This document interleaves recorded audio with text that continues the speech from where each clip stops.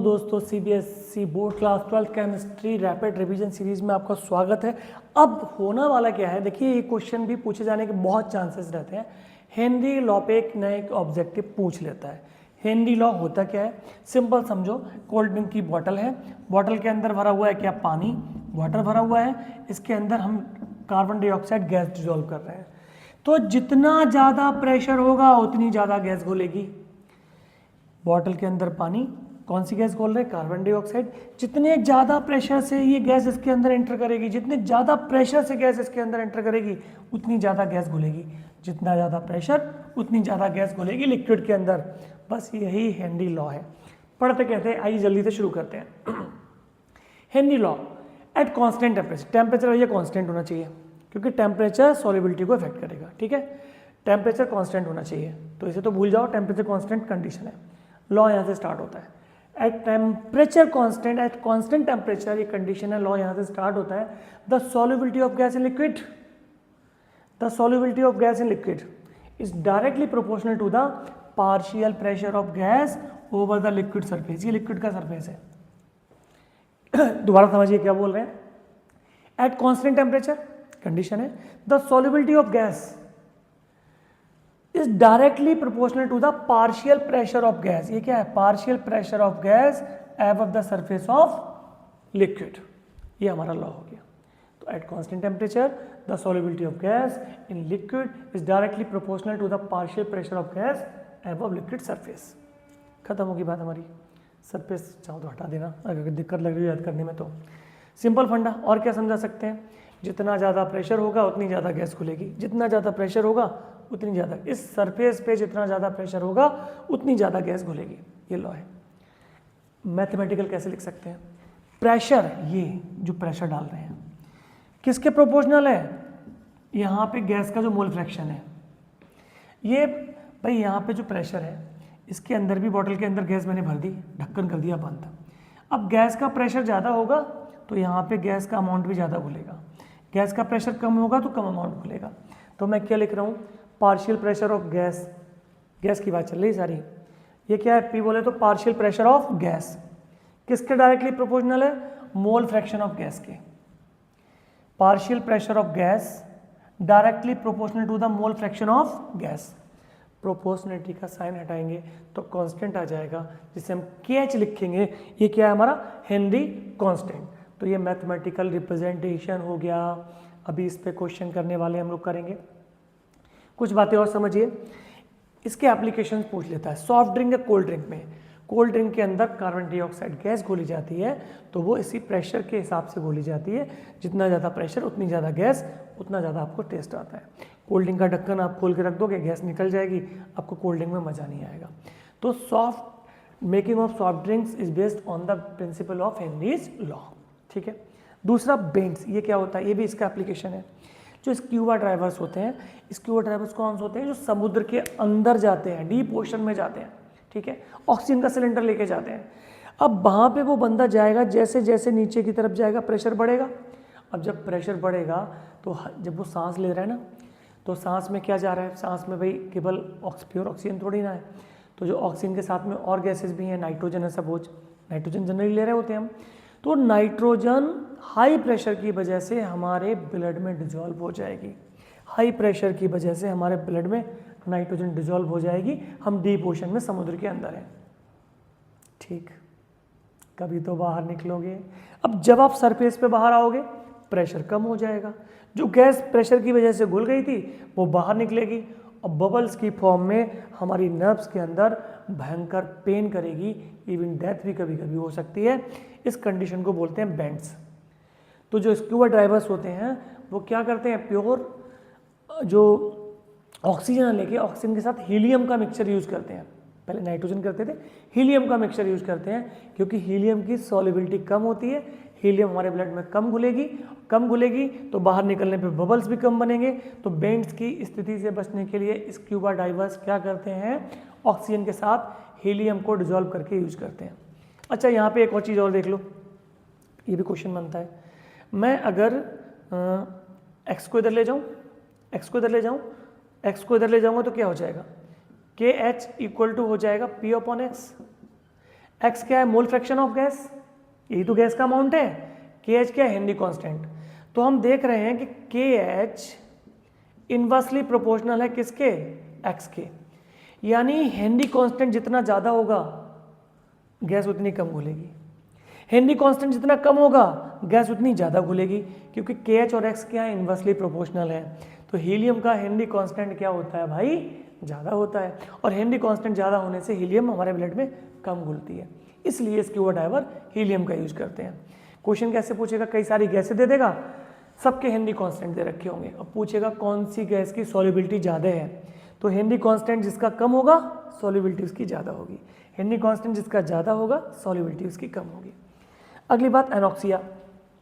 Mountains पे जब हम प्लेन वाले लोग जाते हैं तो बहुत ऊंचाई पे चढ़ जाते हैं, जैसे जैसे ऊपर जाएंगे प्रेशर कम होगा, तो हमारे ब्लड में जो ऑक्सीजन घुली हुई है बाहर निकलनी शुरू हो जाएगी, मतलब ब्लड में ऑक्सीजन की सॉल्युबिलिटी कम हो जाएगी।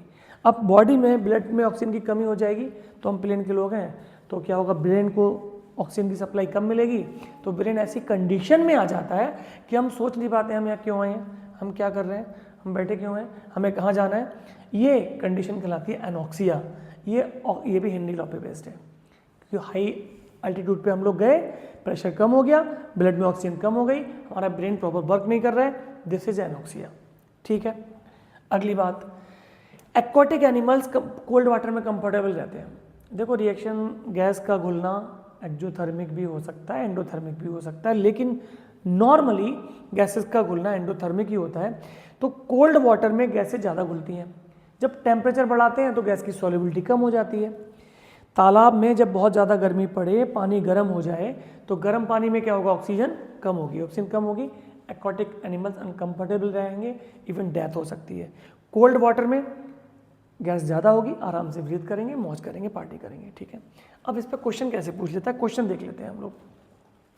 ठीक है, क्वेश्चन कैसे पूछेगा, देखो भाई क्या कह रहा है, Henry constant for CO2 in water is 1.67 × 10⁸ pascal. तो ये सॉल्यूशन मैं लिख रहा हूँ, शॉर्ट में बताने के लिए मैंने KH डायरेक्ट लिख दिया है, हेनरी कांस्टेंट लिखा होगा क्वेश्चन में, ये NCERT की बुक का एग्जांपल है। तो KH की वैल्यू गिवन है 1.67 10⁻, बोलो कितनी कितनी कितनी कितनी 8 पास्कल गिवन है। 298 केल्विन, टेम्परेचर कांस्टेंट है तो टेम्परेचर का कोई रोल नहीं है। टेम्परेचर का रोल तभी होता है कि पहले टेम्परेचर कम है और बाद में ज़्यादा हो गया, या बाद में पहले ज़्यादा था बाद में कम हो गया, लेकिन टेम्परेचर कांस्टेंट है, सो इसका कोई रोल फॉर्मूले में कहीं यूज नहीं हो रहा है। ठीक है, calculate the quantity of CO2, क्या निकालना है आपको, मास ऑफ CO2 निकालना है। डिजॉल्व इन 500 ml वाटर, कितने वाटर में डिजॉल्व किया गया है, 500 ml वाटर में। वॉल्यूम ऑफ वाटर कितना है भाई, वॉल्यूम ऑफ वाटर दे रखा है कितना, 500 ml दे रखा है। टोटल प्रेशर कितना दिया है, 2.5 atm, तो प्रेशर दिया हुआ है 2.5 atm, लेकिन ऊपर अगर प्रेशर की यूनिट पास्कल है तो यहाँ भी मुझे पास्कल चाहिए। 1 atm इक्वल टू होता है 101 × 325 पास्कल के होता है, तो इसे atm को पास्कल में कन्वर्ट करने के लिए मैंने इसे मल्टीप्लाई कर दिया।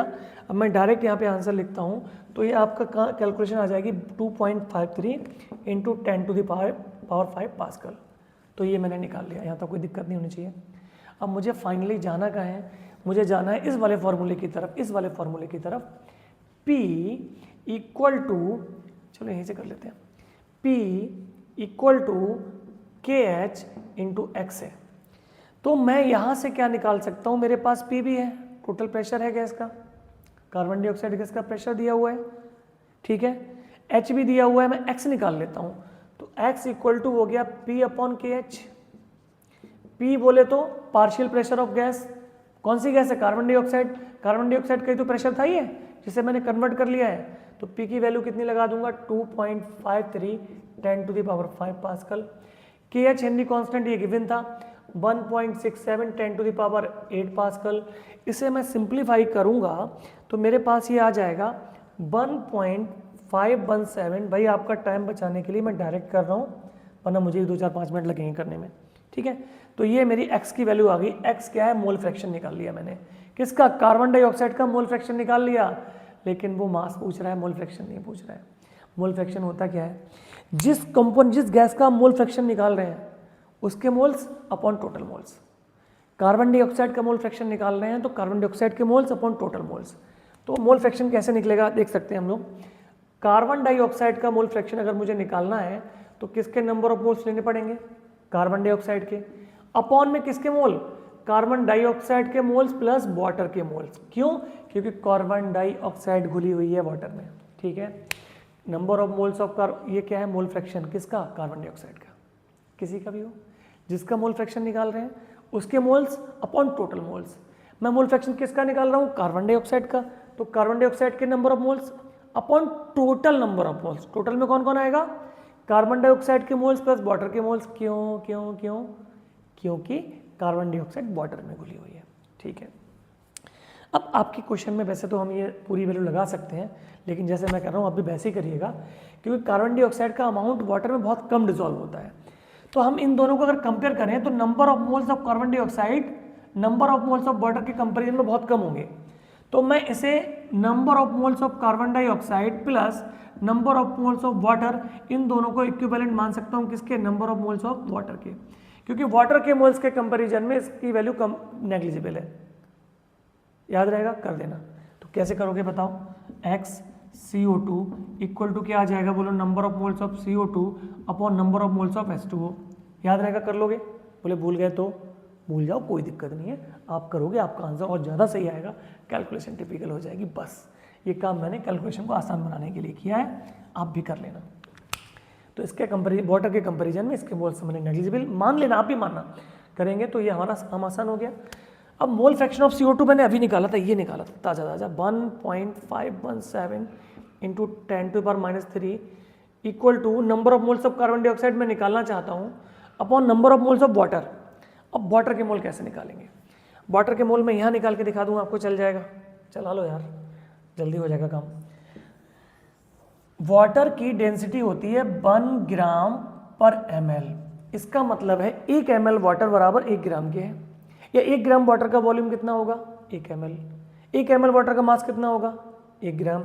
तो जो आपको दिया हुआ था क्वेश्चन में 500 ml H2O, क्या मैं इसे 500 ग्राम H2O लिख सकता हूँ, बोले सर लिख सकते हो। तो क्या नंबर ऑफ मोल्स H2O के निकाल सकते हो, कैसे निकलते हैं, given mass upon molar mass. तो गिवन मास कितना है वाटर का, 500 है, मोलर मास वाटर का H2O कितना होता है भैया, H2O का 8 हो जाएगा, सॉरी 18 हो जाएगा। आप इसे डिवाइड करोगे तो ये आपका आ जाएगा 27.8। तो हमने number of moles of water कितने निकाल लिए भाई, 27.8, और इसे आप क्रॉस मल्टीप्लिकेशन करोगे तो number of moles of carbon dioxide मैं डायरेक्ट लिख देता हूँ भाई, यहाँ पे आपके आने वाले हैं, ये हम सॉल्व करेंगे, 1.517 इंटू 10⁻³ है, इंटू 27 ये तो ये इसी को मल्टीप्लाई कर रहे हैं, मैं करना भूल गया, चलो इसे आप मल्टीप्लाई कर लेना। ये नंबर ऑफ मोल्स हम निकालेंगे किसके, कार्बन डाइऑक्साइड के। काम फिर भी नहीं हुआ, क्या पूछ रहा है, मास पूछ रहा है कार्बन डाइऑक्साइड का। तो आपको मोल्स ऑफ कार्बन डाइऑक्साइड कैसे निकाले जाते हैं बोलो, given mass upon molar mass. याद आ रहा है कुछ आपको, तो मोल्स ऑफ कार्बन डाइऑक्साइड ये निकाले हैं आपने अभी, ये निकालें, मैं यहाँ रख देता हूँ 1.517 into 10⁻³ into 27.8 equal to given mass. Given mass मतलब कितना मास इसमें घोला गया, वही तो निकालना है मुझे, मास ही तो निकालना है कार्बन डाइऑक्साइड का। तो ये मुझे मास कार्बन डाइऑक्साइड का निकालना है। मोलर मास कार्बन डाइऑक्साइड का, इसे आप ऐड कर लेना, 44 आएगा, 12 प्लस ऑक्सीजन का 16 इंटू 2 तो 44 आएगा। आप फाइनली सॉल्व करोगे तो आपको मास ऑफ कार्बन डाइऑक्साइड यहाँ से मिल जाएगा, जो लगभग 1.848 ग्राम आएगा। ये आपका NCERT का सॉल्व एग्जाम्पल था, मैंने केवल समझाया कि क्वेश्चन आए तो आप कर सकें, जितना आपको आसानी से हो जाता है उतना करके चाहिएगा, बाकी इंपॉर्टेंट है। ओके, लगे रहिए, all the best, thank you for watching. मिलते हैं आपसे नेक्स्ट वीडियो में रैपिड रिवीजन सीरीज़ की।